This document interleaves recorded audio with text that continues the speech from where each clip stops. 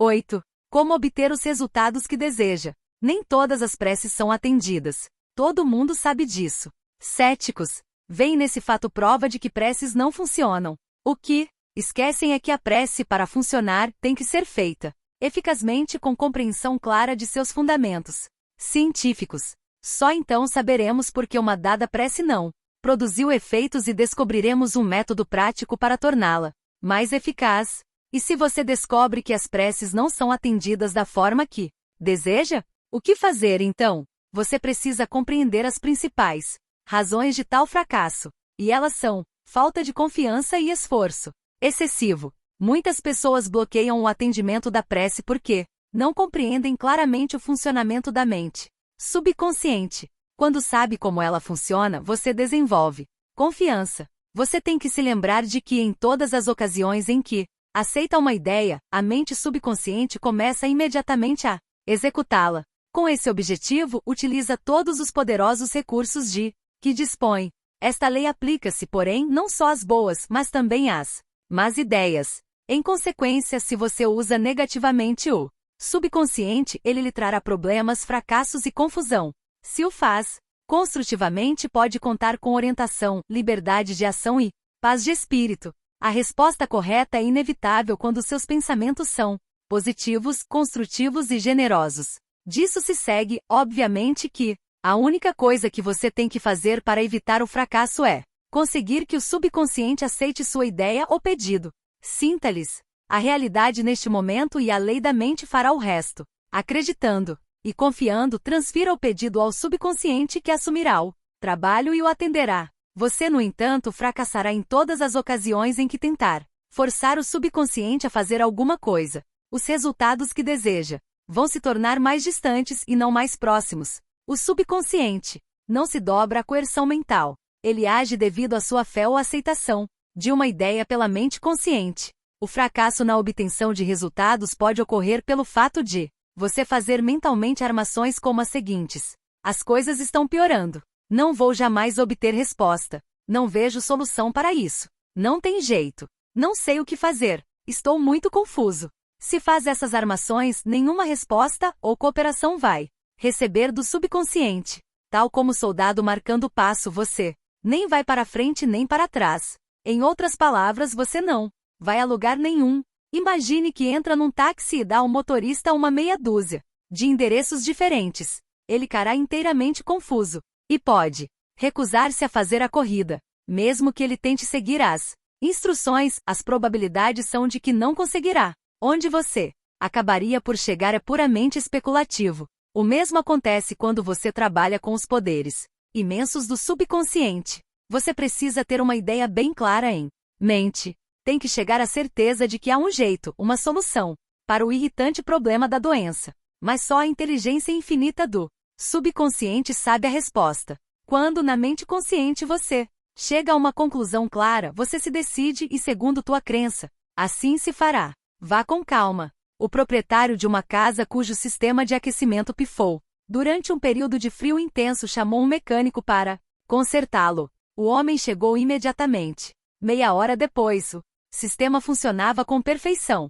E ele apresentou a conta, $200.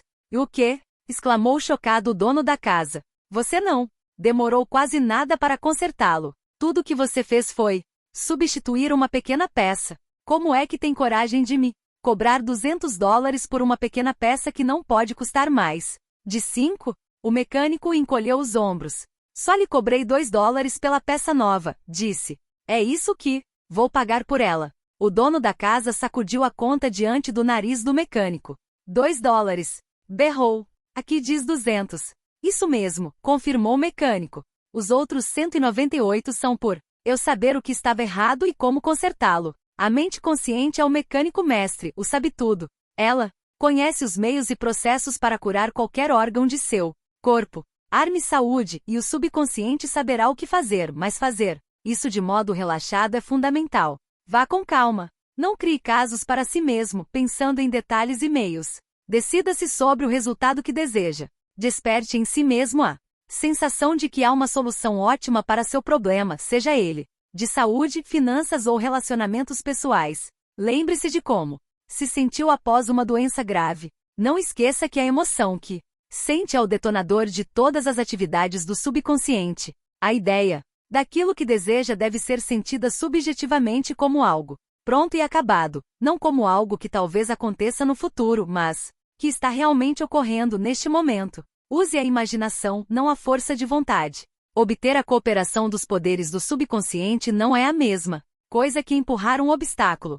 Fazer mais força não vai produzir melhores resultados. Em vez disso, visualize o objetivo como atingido e o estado de satisfação que ele produz. Vai descobrir que o intelecto tenta interferir, esforça-se para descobrir maneiras de resolver o problema e impô-las ao subconsciente. Resista. Esqueça sua habilidade intelectual na solução de problemas. Insista em manter aquela fé simples, infantil que produz milagres. Imagine-se sem a doença ou problema. Imagine a satisfação emocional de bem-estar na situação que deseja. Elimine do processo todas as complicações.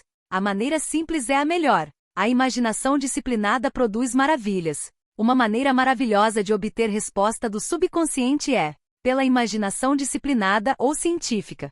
Conforme ressaltamos, o subconsciente é o arquiteto e o construtor do corpo, e lhe controla todas as funções vitais. Diz a Bíblia, e tudo quanto pedirdes em oração, crendo, recebereis. Crer é aceitar algo como verdadeiro, viver no estado de crença. Mantendo esse estado de espírito, você desfrutará a alegria da prece atendida. Os 3 passos para sucesso na oração. A oração bem-sucedida requer 3 passos básicos. 1. Reconheça ou admita o problema. 2. Transfa o problema para a mente subconsciente, a única que conhece a solução mais eficaz ou a maneira de resolvê-lo.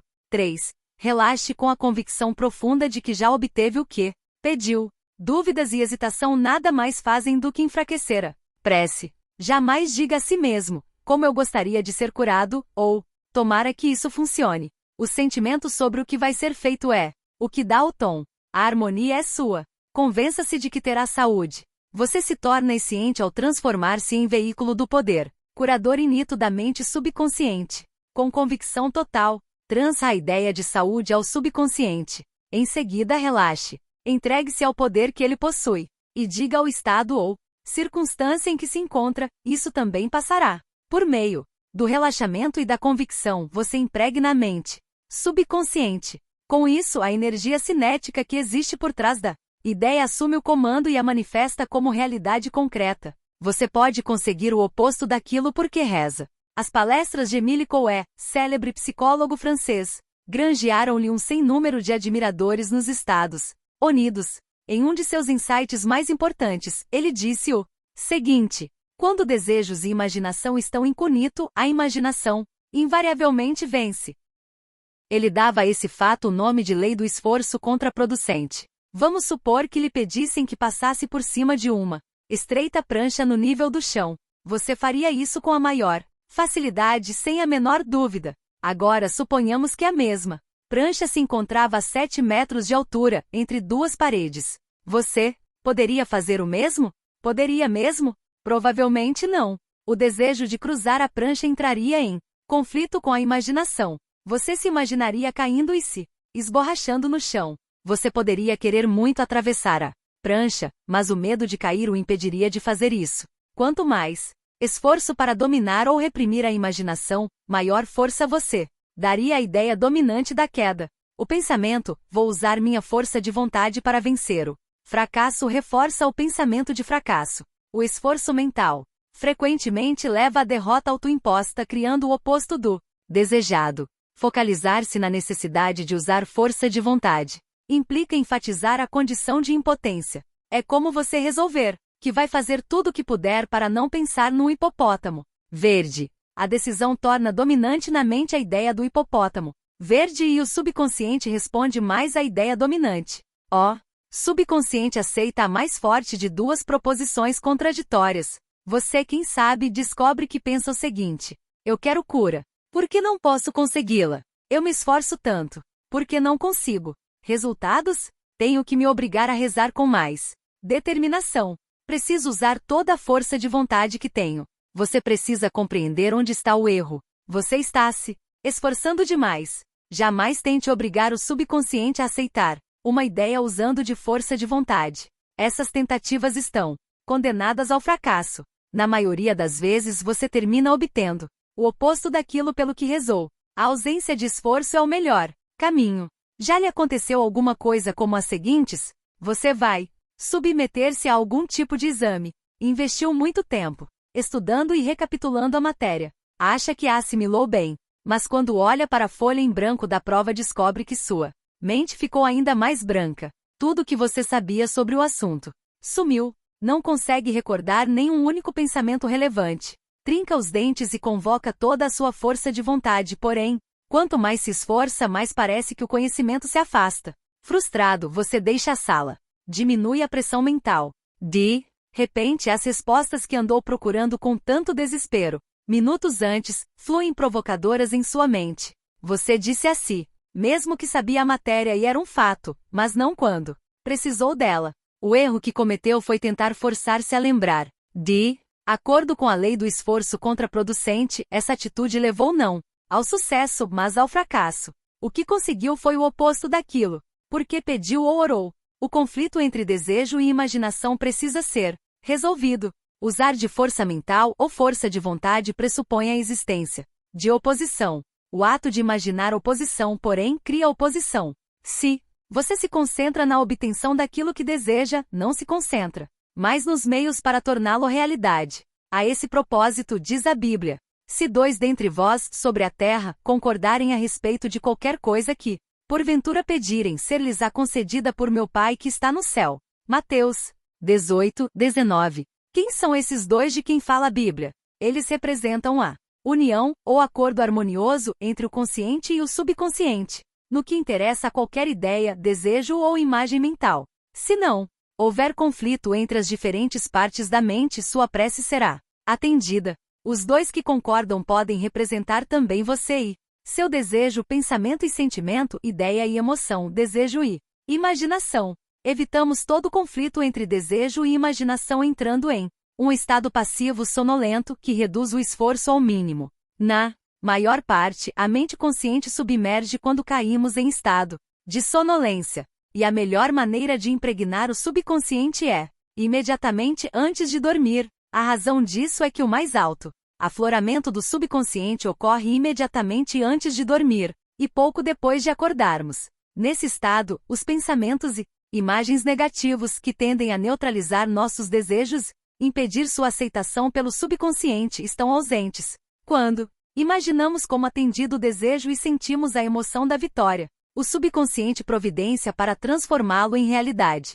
Muitas pessoas resolvem seus dilemas e problemas recorrendo à imaginação controlada, dirigida, disciplinada. Elas sabem que tudo que imaginam e sentem como verdade terá que acontecer e acontecerá. Uma moça chamada Charagê procurou-me à beira do desespero. Estava metida em um demorado e complicado processo judicial com adiamentos sucessivos sem nenhuma luz no M do túnel. O que ela mais desejava era uma solução amigável do litígio.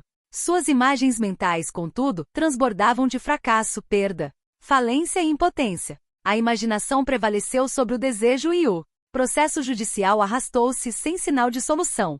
Por sugestão minha, Chara colocava-se em um estado sonolento, passivo, sempre que ia dormir, e em seguida passava a imaginar o melhor resultado possível para o problema, tanto quanto podia. Mergulhava em um estado de expectativa confiante. Sabia que a imagem que formasse na mente teria que concordar com o desejo de seu coração. Entrando em estado de sonolência, começou a imaginar com tanta clareza quanto possível um encontro com seu advogado.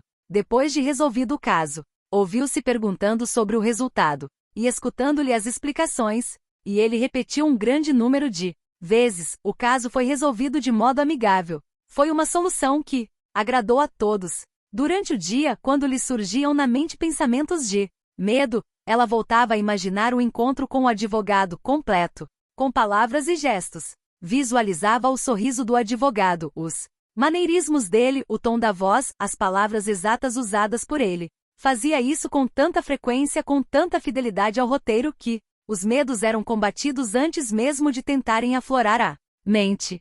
Ao M de algumas semanas, o advogado ligou e confirmou que ela estivera imaginando e sentindo como realidade o processo. judicial fora resolvido e ela teve certeza de que a solução era harmoniosa e que podia aceitá-la. E foi isso realmente o que o salmista quis dizer quando escreveu: as palavras dos meus lábios, seus pensamentos e imagens mentais, e o meditar de meu coração, seus sentimentos, natureza, emoção, sejam agradáveis na tua presença, Senhor, rocha minha e redentor meu, o poder e a sabedoria do subconsciente que pode redimi-lo da doença, da dependência e da pobreza.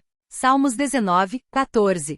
Ideias que vale a pena recapitular. 1. A coerção mental ou o excesso de esforço representam a ansiedade e o medo que bloqueiam o atendimento de sua prece. Vá com calma. 2. Quando a mente está relaxada e aceita uma ideia, o subconsciente começa a trabalhar para transformá-la em realidade. 3. Pense e planeje ignorando os métodos tradicionais. Saiba que sempre há uma resposta e solução para todos os problemas. 4. Não se preocupe demais com as batidas do coração, o luxo respiratório ou as funções dos órgãos do corpo. Cone no subconsciente e diga com frequência que a ação divina certa está ocorrendo. 5. Sentir-se sadio promove saúde e sentir-se rico promove riqueza. E você, como se sente? 6. A imaginação é sua faculdade mais poderosa. Imagine o que é belo e saudável. Você é o que imagina ser. 7. Evitamos conflito entre o consciente e o subconsciente quando entramos em estado de sonolência. Antes de ir dormir, imagine repetidamente a concretização de seus desejos. Durma bem e acorde alegre.